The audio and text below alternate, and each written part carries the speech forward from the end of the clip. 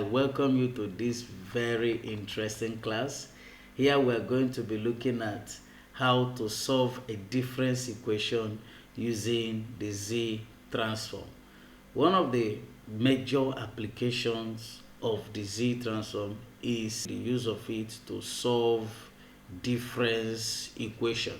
Just like we have Laplace transform. A Laplace transform is actually used to solve differential equation. The Z transform is used to solve difference equation. Now the difference equation is just like a differential equation, but in this case it is applicable only to discrete systems. So in discrete systems we regard their differentials as difference equation, whereas in continuous time systems we talk about differential equations.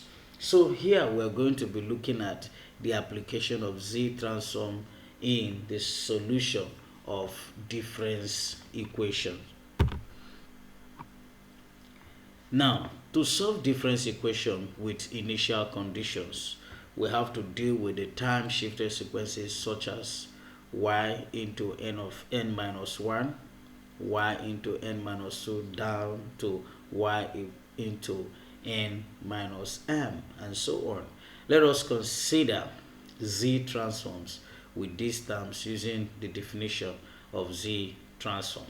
It is very important for you to know that in differential equation we have first order, we have second order, we have third order, fourth order, fifth order, and the rest of that. The difference equation also follows that pattern. We have first order difference equation, second order difference equation, third order, and the rest of that. So what we see here is a first order difference, and this is a second order difference term. So we look at this now. If we have a first order difference term, let us look for its Z transform. If we try to look for its Z transform, you know that this is the formula for Z transform, and we have this. Good. And when you begin to impute when n is 0, you know when n is 0, this is going to be y into 0 minus 1, which should be the same thing as minus 1. Then we have plus y into when n is 1, 1 minus 1, 0, so y of 0, z raised to power minus 1. Here is actually z raised to power 0, which is also 1. Then in this case you have when y is 2, then it begins to increase. You have y1, z raised to power minus 2. Then when y is 3, you should also have y into what? Into 2, z raised to power minus what? 3. Of course, that will continue down to infinity. So if we try to do something here, we'll collect this term. We have y into minus 1 plus z. We take z, which is common, bring out z. When we bring out z, z minus 1, we open a bracket, bring in this. You know, this multiplies that, it becomes this. Then we also bring in this. Now look at this and this. When z raised to power minus 1 multiplies z raised to power minus 1, according to the law of indices, is going to be z raised to power minus 2. So of course, so z raised to power minus 1 is a factor of this, and when we bring it out, we have that. So continuous. So the same way we have y of 2, 0 raised to power minus 2. You know, initially we told you it's going to be y of 2, 0 raised to power minus 3. So when you take out minus 1 from it, so it should be minus 2 continuously down to infinity. Then we can look at it, and we can generally we can see for a sequence delayed by 1. If we have a sequence delayed by 1, we can say z into y into n minus 1 will be equal to y into minus 1 plus z raised to power minus 1 y of z. Now this y of z is for this term. You know, it's actually actually a Z transform of y of z, which you have this. Of course, when you say Z transform of y of n, you have y of o, y of 1, y of dot, and the rest of that. So all of them will give you y of z. So you see that. So that's really so that is where this end. So let's look at another example.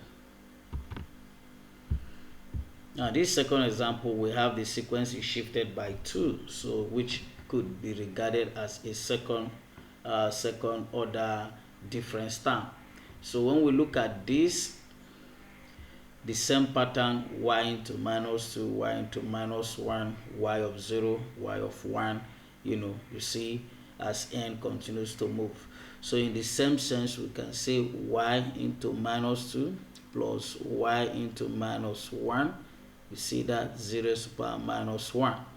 Then plus the same thing we did in the first case. We just bring out this term that is associated with y of o, bring it so that y of o, y of 1 can go into the bracket, and at the end of the day we replace all of them with y of z. So you can see when it is now a second order difference equation, we have y minus 2, it decreases again to y minus 1, then the next one, that is this. So what if we have z into, we have, yes, the z transform of y of n shifted by 3. If we say y of n shifted by 3, so you see this will be y into minus 3 plus y into minus 2 is z of raised to the power minus 1, y into minus, yes, then plus y into minus y into minus 1, and you see it will continue that way. Then we are also going to meet up with this term. So in that case, we can make a general assumption that if we have a difference term which is shifted by m, we can easily say y into minus m, which is like saying the first term here, plus y into minus m plus 1. Of course, it will be plus 1 because it keeps decreasing, keeps reducing. So, and we have 0 to the power minus 1, for telling us that when n is 1, and continuously that way until you have this. So if, for instance, these things here, which are actually the initial conditions, if we assume them to be 0, that is all these initial conditions, this term here,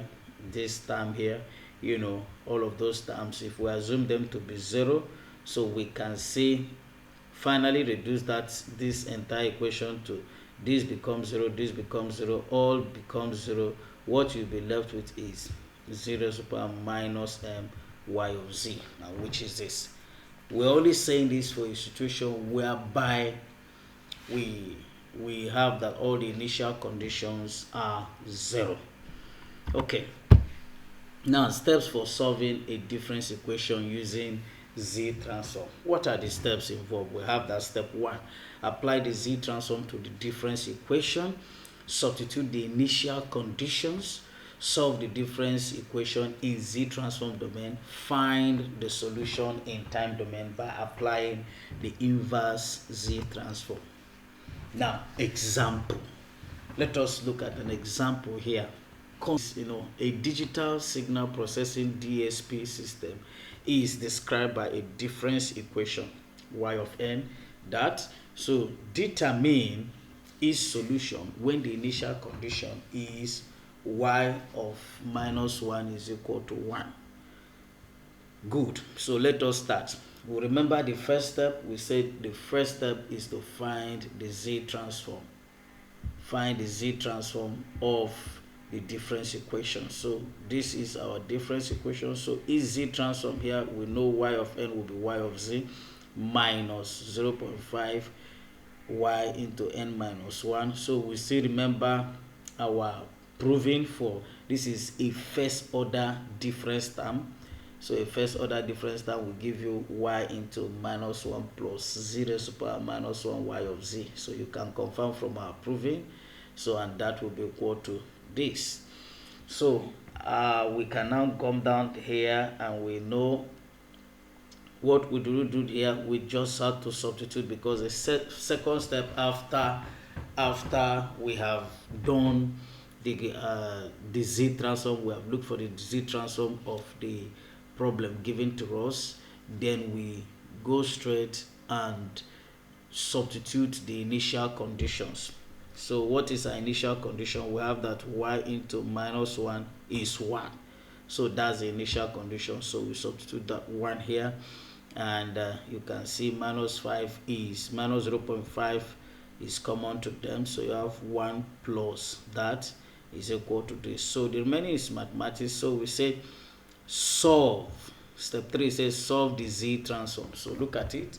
So we are solving in z transform. Now you just do the mathematical analysis. The essence, what we do here is that we want to make y of z the subject. So you see, you do that, then you come down here, continue to do it until y of z becomes the subject. So you can see collect like terms, y of z all to one side and this other one to the other side. At the end of the day, we want to achieve y of z as the subject of that equation.